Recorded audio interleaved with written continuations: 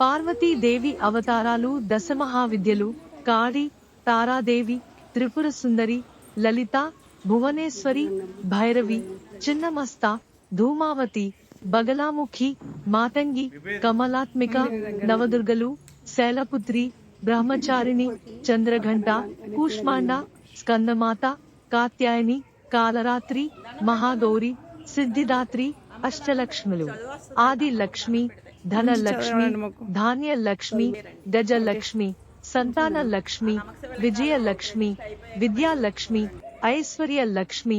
శివుడి 28 అవతారాలు. సద్భావ అవతారం సృష్టిలో సత్యం, జ్ఞానం, ధర్మం స్థాపన కోసం.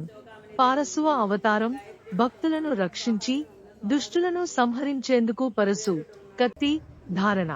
సోమ అవతారం చంద్రుని తలపై ధరించి చంద్రశేఖరుడు రూపం. భిక్షాటన అవతారం దయ, అనుగ్రహం కోసం భిక్షాటన రూపంలో సంచారం. మునీశ్వర అవతారం మునుల మధ్య జ్ఞానం బోధించిన రూపం. యోగి అవతారం లోకానికి యోగ మార్గం బోధించడానికి. దుర్వాస అవతారం శాపానుగ్రహ శక్తి కలిగిన మహర్షి రూపం. కపాలి అవతారం కపాలేశ్వర రూపంలో భక్తుల రక్షణ. ఈశాన అవతారం విశ్వానికి ఈశాన్యాధిపతి, జ్ఞానం ప్రసాదించే రూపం. ఆత్మనాద అవతారం ఆత్మజ్ఞానం, మోక్ష మార్గం బోధన. సృష్టి అవతారం జగత్ సృష్టి కోసం. త్రిమూర్తి అవతారం బ్రహ్మ, విష్ణు, రుద్రుల ఏకత్వం. విశ్వరూప అవతారం విశ్వం అంతా తానే కనబడి రక్షణ. హరిహర అవతారం విష్ణు శివుల ఏకరూపం. అర్ధనారీశ్వర అవతారం శివశక్తుల ఏకత్వం. యోగేశ్వర అవతారం యోగాధిపతి.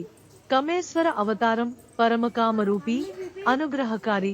భైరవ అవతారం కాళభైరవుడు, దుష్ట వినాశకుడు.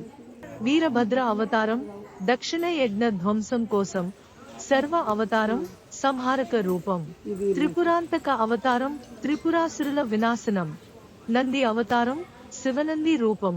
చంద్రశేఖర అవతారం తలపై చంద్రుణ్ణి ధరించిన రూపం. సూర్యనారాయణ అవతారం సూర్యరూపం. మహేశ్వర అవతారం లోకనాయకత్వం. పశుపతి అవతారం పశువుల, జీవుల రక్షకుడు. హనుమాన్ అవతారం రామభక్తుడు, శివాంశ అవతారం. అశ్వత్థామ అవతారం మహాభారతంలో శివాంశ అవతారం. Please subscribe, like and share. Shivaparvati కథ 1. సతీ జన్మ కథ. శివుడి మొదటి భార్య సతీ. ఆమె దక్ష ప్రజాపతి కుమార్తె. కానీ దక్షుడు శివుడిని అవమానించాడు. సతీ తన భర్త అవమానం తట్టుకోలేక యజ్ఞకుండలో దహనం అయింది. దాంతో శివుడు చాలా విచారించి హిమాలయాల్లోకి వెళ్లి లోకాన్ని వదిలి తపస్సు చేసుకున్నాడు. 2. పార్వతీ జననం. సతీ భూలోకానికి పునర్జన్మ పొంది పార్వతిగా జన్మించింది. ఆమె హిమవంతుడు, హిమాలయ పర్వతరాజు కుమార్తె. చిన్ననాటి నుంచే మహాదేవుని పట్ల ఆమెకు అపారమైన భక్తి ఉండేది. 3. పార్వతీ తపస్సు. పార్వతీ శివుడి మనసు గెలుచుకోవడానికి గాఢమైన తపస్సు చేసింది. అడవుల్లో కఠోర వ్రతాలు ఆచరించింది.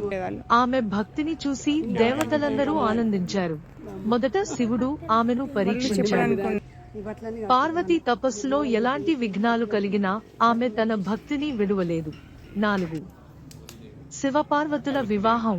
పార్వతీ తపస్సు చూసి చివరికి శివుడు ఒప్పుకొని ఆమెను వివాహం చేసుకున్నాడు. వారి పెళ్లి హిమాలయాల్లో ఘనంగా జరిగింది.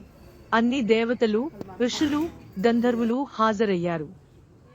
ఆ కలయికను విశ్వం సాక్షిగా చూసింది. 5. గణేశుని జననం.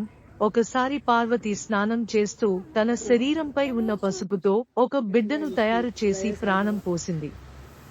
అతడే గణేశుడు. ఆమె గణేశునికి గదిలో ఎవరూ రాకూడదని చెప్పింది. అదే సమయంలో శివుడు వచ్చాడు.